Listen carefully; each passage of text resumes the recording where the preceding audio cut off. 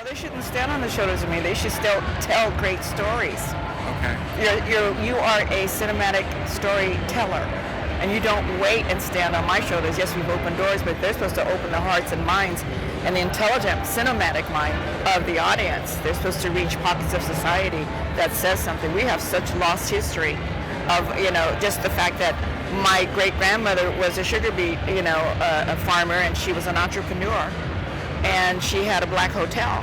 You know how much that has been across this country and has been undiscovered. There's such discovery. So until people look back at their history, it's probably in your family. Your family you had enormous challenges to create great story.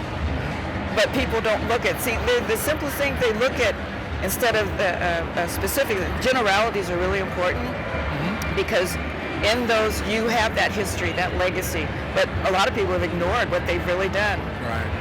The simple things, simple inventions, and getting it to market, and surviving, depressions and so economic depression. The stories are there. It's just that we haven't had the history lessons in our junior high schools or high schools, and you have to have, specific. Maybe you get your history lesson in college, and by then now you're trying to figure out how you can pay the rent, mortgage, and you go off something and do something else. Unless you're really a filmmaker, you're going to overlook a lot of your own history, extraordinary history, and we have. We want to move fast. We don't look back, and some people it's the green pasture is not on the other side of the fence; it's at your feet. Super bad. Dig it.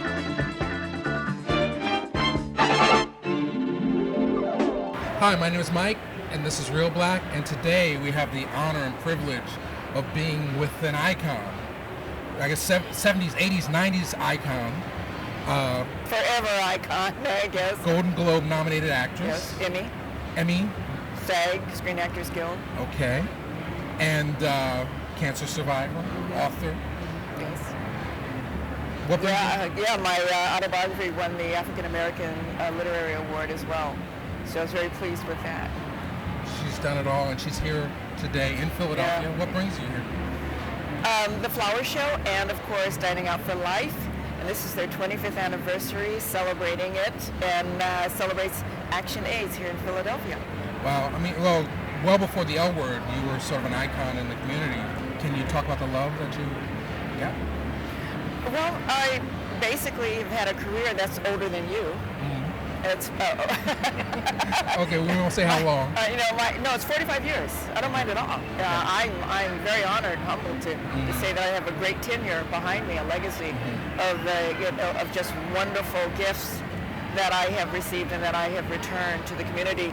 And the reason, I had great support from the L Word at Showtime, and really wanted to help the LGBT community get its equal rights and fairness, and I wasn't aware of the discriminatory practices. So being a beacon of press and interest, I wanted for people to, if not comprehend, find a comfort zone as opposed to just being exclusive. So I think I've been able to bring a lot of people, galvanize people, and understand what real rights are. Well, we're happy to have you here. You better be. I'm very happy. I'm excited. Yeah, this is a reunion. Well, we met a few years ago. I didn't get a chance my to book signing for the publishing of my book. And I want to talk to you so much. And it came in at number 20 in the New York Times bestseller list. I love that book. Thank you. Thank you. It's going to be a film. Well, really? Yeah, Benny Richburg, who's from Philly, who was one of the executive producers and writers of Fresh Prince for 5 years, Mike for 5 years, and for Jamie Foxx show, he's been writing the script.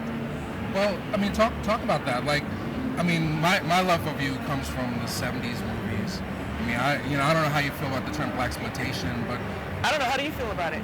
Well, I think it specifically talks about that era. But I don't know if all the films were necessary. But it wasn't blaxploitation until a woman stepped into the roles, because it had been done by black males.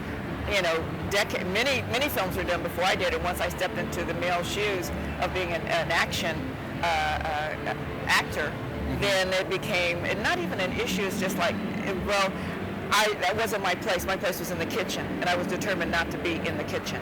I will own the kitchen, but I will not be in it. Right. You know, so I brought, my grandfather was the first feminist in my family. We had a sugar beet farm in Wyoming and a hotel for the blacks and Chinese that worked on the railroad, and he wanted to teach all the girls to hunt, fish, shoot, drive the tractor. Right. So he was the first feminist that wanted us to be self-sufficient, and I brought that to film. Right. But then also the sexuality. It was the 70s. And I'm so glad it prepared me to do a wonderful film called Frank and John and Claire Dillon, where you're nude on stage. It was the Pulitzer Prize Terrence McNally play. Edie Falco did it.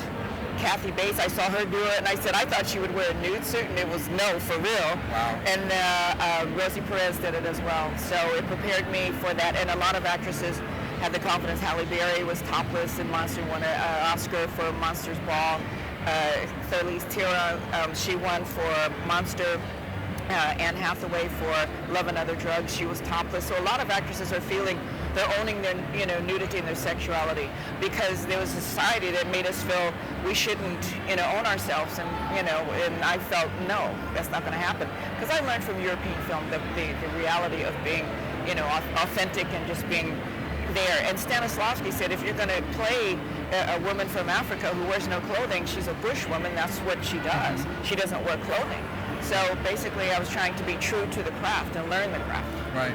Well, I mean, but in this society, there's a black exploitation. They can say whatever they want. Well, it seemed like our show, we're examining black film. You've seen. No, there was the differences between female lead and male lead. Male didn't capture. They swept a lot of the problems under the rug.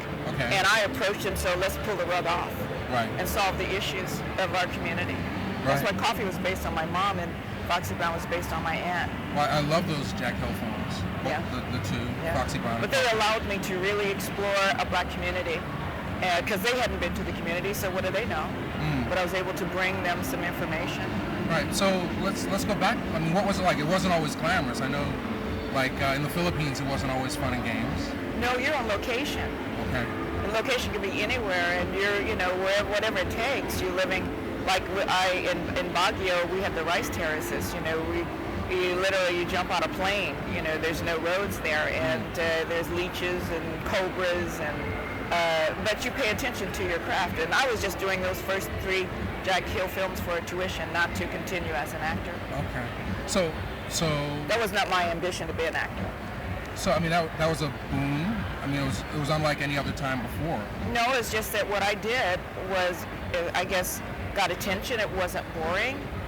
It wasn't redundant, and they hadn't written it for an African American female. It's just for a woman, but I just so happened to fall into that situation, and it became unique because I brought Stanislavski to the work. Oh no. Stanislavski said, hit the bitch, I hit the bitch. You've had a lot of opportunities to do basically everything. I mean, is there anything that's I didn't have the opportunities. You make them, you create them, you go after them if you want them. Not everybody's rushing to do a play. Okay. It's dedication. Okay. It's memory. You can earn a great living, but the dedication and the discipline is just extreme.